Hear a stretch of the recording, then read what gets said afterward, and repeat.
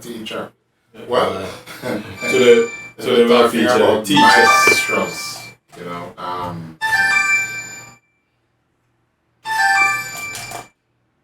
Keep going, man. Keep going. But I can't keep going with the fun going off. All right. So another word for teacher is maestro. And if you were to talk about a maestro, today we're talking about none other than one of the greatest maestros. I said, I'm not like when my co-host on control. Yeah, we're trying to bring in the erstwhile Honourable Clyde Mackenzie. But right now, we're talking about none other than Ernest Ranglin, a man born just up the road from where I'm from, Robbins Hall, near Colville, Manchester. You know, you see countrymen do things long time in origin. Robbins Hall is next to a town named Malton. And you go Ballinear and go all the way back into Mile Gully before you go Mandeville and that place there. But this man was born there, and trust me, when I talk about someone who is a master at what he does, you're talking about Ernest Ranglin. If you look up the word master in the dictionary, you're going to see Ernest Ranglin. And if you Google it, you will say Ernest Ranglin. Picture come. Just like what them say, if you Google that, another word, it's the next month. Photograph come. No, but seriously speaking. Born June 19, 1932. And then he moved into Kingston, learned the guitar from a couple of his uncles, but let me leave that part to Richard. Let us control the music. No, man, I want you to participate 100%. But I'm putting in my part already. Seriously? We can't come from Robbins or Northeast Manchester. If ever we could refer to a musician out of Jamaica as a master, to use your term, maestro, the maestro, that man would definitely be Ernest Ranglin. A man who has been involved in the music now for more than 78 years to be exact. Well, he's not exactly active over the last couple of years, but certainly more than 70 years of activity in Jamaican music. This is a man who was there from before the music even known for put on short pants, right? And has participated in the movement of the music through every single genre, right? Not only did he distinguish himself here in Jamaica in terms of how he assisted in laying the foundation for the development of Jamaican music, but he also established a track record for himself on the overseas end that just is without comparison, right? Ranglin, as you said, got started out. He started learning to play the guitar from around age 5. With his uncles. Right. And grew up with his grandmother. They moved to Kingston, as you pointed out. And that is where he basically found his faith, but largely self-taught as a guitar player. And then he came under the tutelage of some other big names, well, at the time, because we're talking about 1948. Remember, 1940. Tomlin's violin player teaching to read sight music and sheet music. But he states that his greatest influence was the American jazz guitarist Charlie Christian. There you go. And so, by 1948, he had started out with Val Bennett. Now, Val Bennett is another big name in Jamaican music. A name that you don't hear. Yeah, we don't hear about. Right. You have to come to Sunday school to get the Val Bennett Orchestra. And then he within a year or two of that, he started to play with Eric Deans. But most importantly, the music for him developed out of what we call a cocktail circuit, if you will, right? And Or the cabaret by the circuit. time the music started to gather pace in terms of Jamaicans seeing value in creating their own music, Ernie Ranglin would have now become an established musician, not only a guitar, well, been playing bass. He basically played most of the string instruments. Yeah, but his major work is done on the rhythm guitar or the lead guitar, because when you listen to the fretwork that this man put in, I'm listening to his music, Richie, in preparation for the show, and I'm blown away. When I say blown away, if you appreciate the mechanics of music and what goes into creating a musical piece, then you'll, if you're just a casual listener, it probably won't mean anything to you. But if you know music and appreciate music as it's meant as an art form, then you'll see where I'm coming from. This man was transported to a whole different dimension because of his guitar work. Yeah, and again, in that late 1940s, early 1950s, the music coming out of Jamaica was largely mentor and a little bit of calypso. But it was also heavily influenced by a lot of that merengue, that Spanish flavor, a lot, because there were a number of musicians who were coming out of Cuba, from Panama, and coming into Jamaica. And especially also the Southern Caribbean. There you go. Barbados, Trinidad. I think because the hotel Jamaica's tourism business had begun to gather some momentum around the same time, and so there was this the impetus was to offer local musicians playing, sort of cabaret style in these hotels. And there's a dark side to it, Richard, because a lot of these musicians were not treated very well in a hotel circuit. That's a whole different ballgame that we could have taken a couple of programs. That's one of the things about Sunday schools. We intertwine the reality of what life was at that time with the amazing creativity that was happening in the music. Absolutely. But I think to sort of get us started, in the 1950s when we started into recorded music, he hit the ground with, Theophilus Beckford's Easy Snap It. Before that, Richie, yeah, he did an album with the Wrigglers. Wrigglers sing Calypso. And later, Arawak. A couple of those songs went on to another album. So I have two of them, which takes you right back to Jamaica in the 1950s. And the two of them was Limbo, and the other one, one is Limbo, the other one is Marianne. Ernie Ranglin, now, those two songs he played were, as you said, off that album that was done 1956. 1956, recorded at Arawak. In fact, it was called Arawak Inn, which would have been, at the time, it became the Jamaica Hilton Hotel, right? And so this was that early contribution, Jamaica now and Jamaican musicians getting a taste of participating in recorded music. And so this, by the time we move further on, 57, 58, Stanley Motor and Ken Curry had started the business of recording in Jamaica. And at the same time too, the music studio thing had started to open up. Coxsone, within a couple of years, would have established Studio One, but Duke Reid had established his own Treasure Isle Records, and was recording at Federal Studios. There was a man called Theophilus Beckford, who one of the earliest pieces of music recorded music coming out of Jamaica, a tune called Easy Snap It. And of course, but before him, you're missing. Clue Johnson. Clue Johnson. Clue J and the Blues Blast. Blues J and the Blues Blast. And an interesting reminder, God, because long before we get to the Jamaican variations of of music.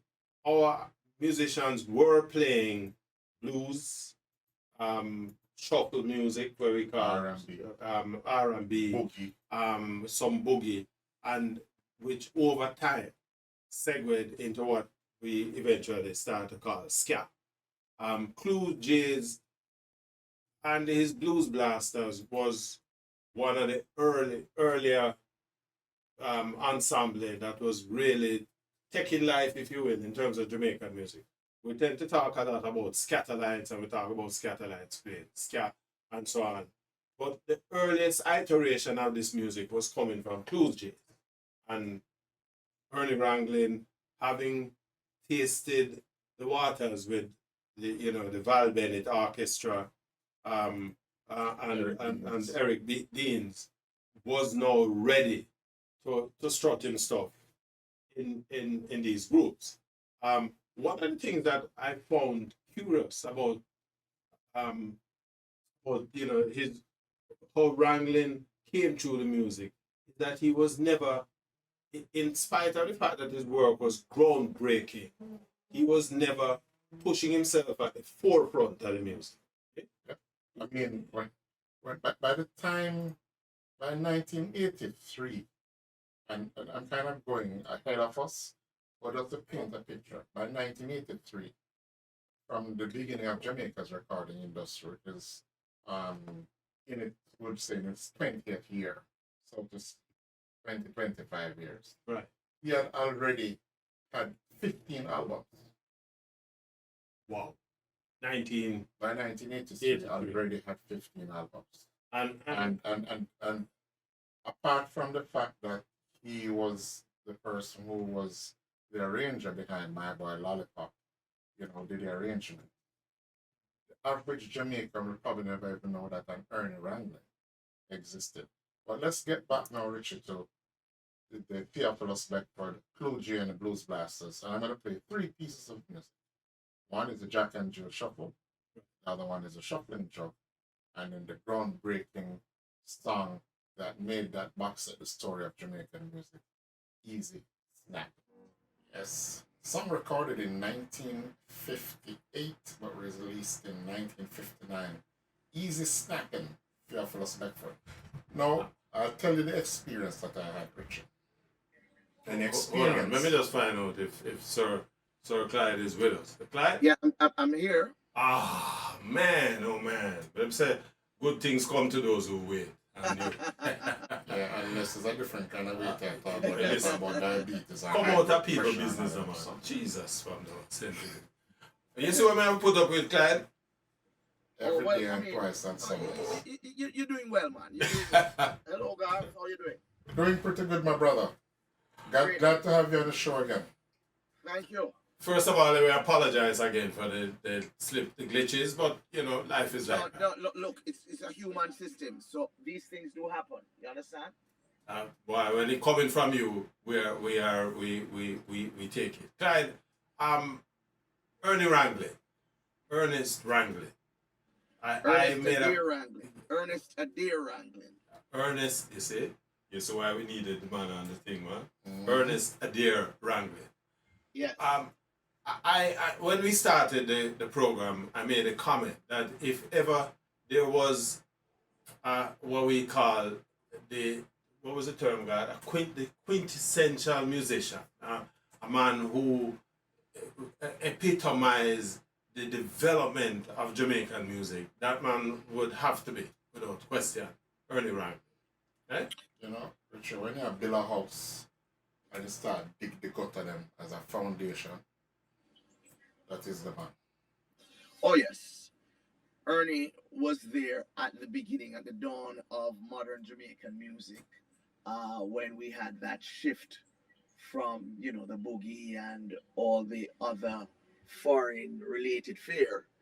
And he was at the center of the Jamaicanization, the indigenization of the music industry, snapping with Theophilus Beckford and Chloe Johnson. That was one of the early exemplars of what modern Jamaican music represents. Absolutely. I think we get lost sometimes, with the this whole business of. I think we spend out too much time trying who did this first, who did that first, and what sort of miss a lot of especially some who consider themselves as recorders of the history of the music, is the participants. Um, when we're putting this show together, and in fact, as we have been doing Sunday Scoops for the last 4 years now, every time we get into the first two phases of the music, this Ernie Ranglin's name is imprinted all over it, right? But ironically, there is not a substantial amount of mention. For example, Easy Snapping is only, we hear about Theophilus Beckford and him doing this song, but nobody knew, well, certainly from a public standpoint, the role Ernie Ranglin played. And before Clyde comes in, piggybacking on that, what I was about to say before we brought Clyde in was, doing the research for Ernie Ranglin forced me to listen to the guitar work in the music. Just like when we did Charlie Organier. Right. It forced you to listen for the harmonica sound. And when I listened for the guitar sounding like it's easy snapping, you hear the guitar work and then it all comes together for you. And now you start viewing the song in a whole different light. Because it forces you to listen to the arrangement of the music. What is also coming out here, Clyde, is the amount of work he did in arranging so much music for so many musicians, so many studios, that there is not the kind of mention that one would expect. You're not getting that. Your thoughts, Clyde?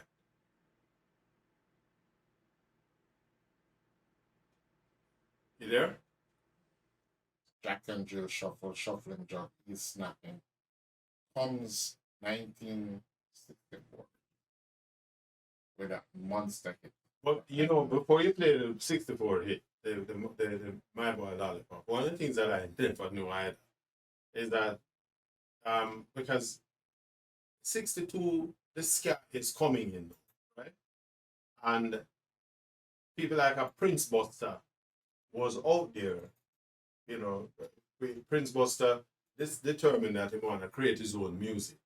And so Buster was doing a whole heap of work. I didn't know that Wash Wash, for example. Wash Wash was released in 63. But I had no idea that Ernie Ranglin had done some work with that. He, according to the scribes, he had been working on with people like Carlos Malcolm. And in, I think, 1962, when the whole independence thing broke, the James Bond film was done down there in Jamaica. And the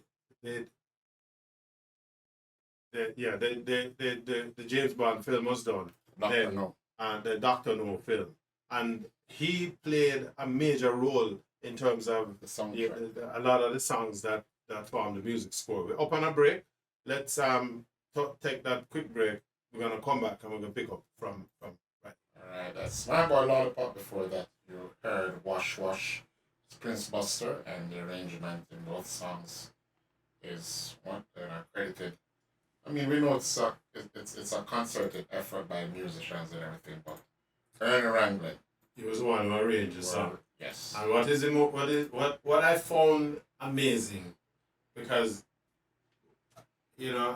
growing up in the 60s, 70s, and kind of getting involved with some of the people who play the music, musicians, etc. The typical musician who play upon a song, especially if them arrange the song, what they do is that they set the arrangement in such a way that it emphasizes them, Right. And I found this thing so amazing that here's a man who played and arranged this particular song. This is a monumental song, Yeah, and Richie, I never realized that Ernie Ranglin arranged My Boy Lollipop until probably about 2 years ago. Right. I have a friend in the music industry in Jamaica has an academy called the Avant Academy. His name is Sweaty Small. And I know Sweaty Sirtis. is a mean guitar player. And Right. he cites Ernest Ranglin as one of his idols.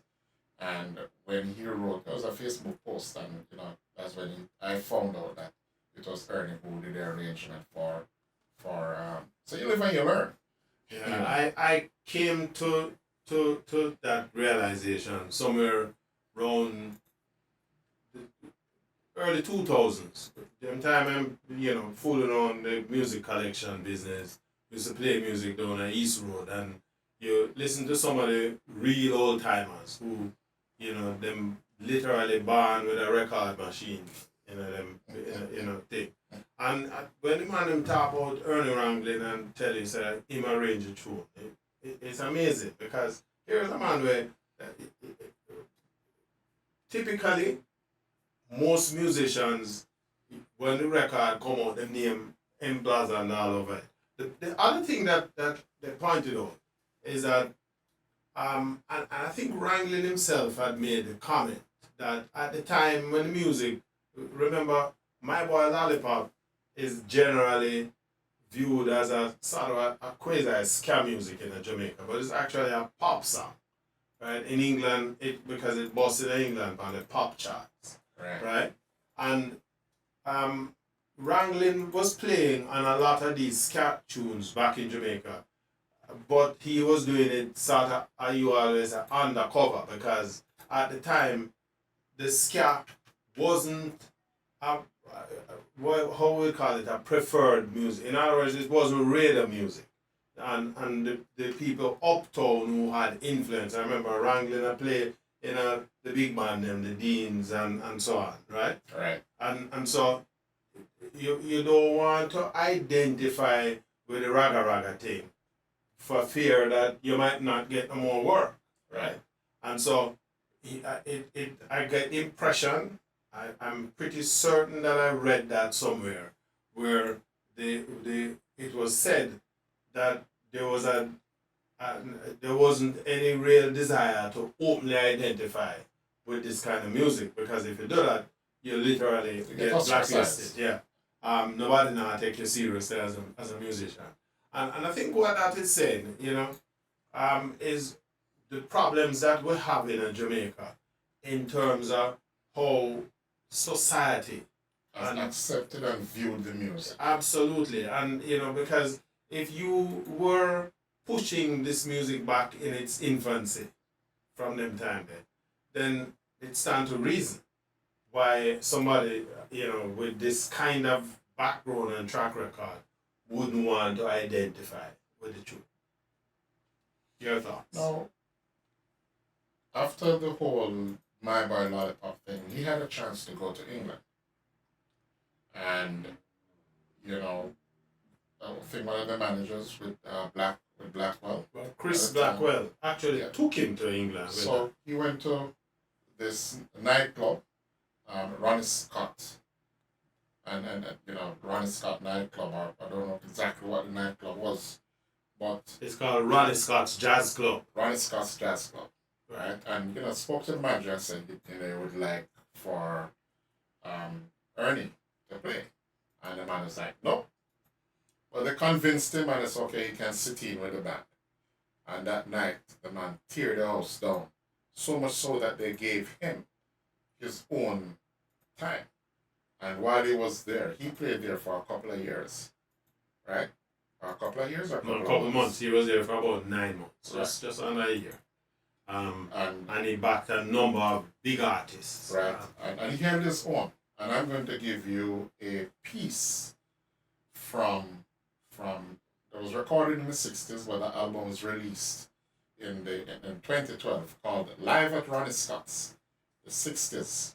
And this one is Get Me to the Church on Time. And I want you, my viewers and my listeners, to listen to the guitar work in this jazz piece. And it was recorded live, by the way. When you listen to the music, and you again, as I said, you're forced to now to listen out for the guitar work. And it is amazing. It's amazing. nimble fingers. I think that session he did at Ronnie Scott's Jazz Club produced, I think it's 2 live albums actually. One was called The Night is Scott, and the other one was called You Are So Swingable. And those 2 albums were released between 64 and 1966. Well, I guess this live at Ronnie Scott's, the best of the 60s, I think. Right. Would probably be an amalgamation of the best of the 60s, volume 1. Probably an amalgamation of both of those albums. Importantly enough, though, is that the session and the impact he had at the Jazz Club kind of put him in front of a different kind of audience. And this is where the shift, if you will, and the development, the maturity of his play would have, shifted gears, if you will. Right. Because, it's a wider audience. Yeah, man. You have a different playing field. It's tantamount to going to the World Fair, where your eyes are open to a greater part of the world. You're no longer a frog in a well. You're now outside the well, and you can realize that little piece of sky that you see wasn't the whole world. Absolutely. But he came back to Jamaica, and within that, middle 60s period, started to work as an A&R man with both Duke Reid in the first instance. So that Duke Reid at the time would have been still recording with Federal. And then Coxsone pulled him in as well. But importantly, he did work with Wailers, of course, which tells you this would have been around that 63, 64 period. Which also came through Studio One at the time. Right. This was early Studio One. He worked on a couple of tracks that would include Hurts to Be Alone. In fact, that whole intro, the whole intro and the lead part, the instrumental section in that song. You hear the guitar wailing. Would have been it, but it would have worked well though if we give the listeners a little taste. It hurts to be alone. The Wailers. Listen again when you're forced to listen now because now you know what's happening. It just opens up a whole different world. I think I'm gonna go ahead and say, after you listen to a program like this and the kind of guitar stylings that Ernest Ranglin was throwing, is you will never listen to Jamaican music, especially music of that period, as casually as you did previously. Because I play Hurts to Be Alone, Lonesome Feeling. The whole of that Studio One Wailers set. I think Coxsone did scuffle about 3 albums out of the Wailers during that time. Scuffle because granted the Wailers went back and redid a lot of these music themselves because they owned the material. And it was also music that wasn't impacted by the copyright because at the time you want to listen to the original. So record. but listening to the record coming out of that Coxsone era, because by 64 the Wailers had left Cox. 64, early 65, they had left. But they had left this treasure trove of music. And then you listen to the song, and you listen to Ernest Ranglin bring jazz styling into what would have been blues, from a Jamaican music perspective. And then you realize the value that he was contributing to the development of our music. The other thing too is that the music thing was opening up on a local level in terms of a lot more local musicians were coming through the ranks. Hi there. If you enjoyed that clip, go on over to our website at yardmedia.com where you can watch the entire broadcast at your leisure. And while you're there, why don't you check out our other reggae music features? And before you leave, pick up some of our Jamaican reggae merchandise, and hey, don't forget to tell your friends.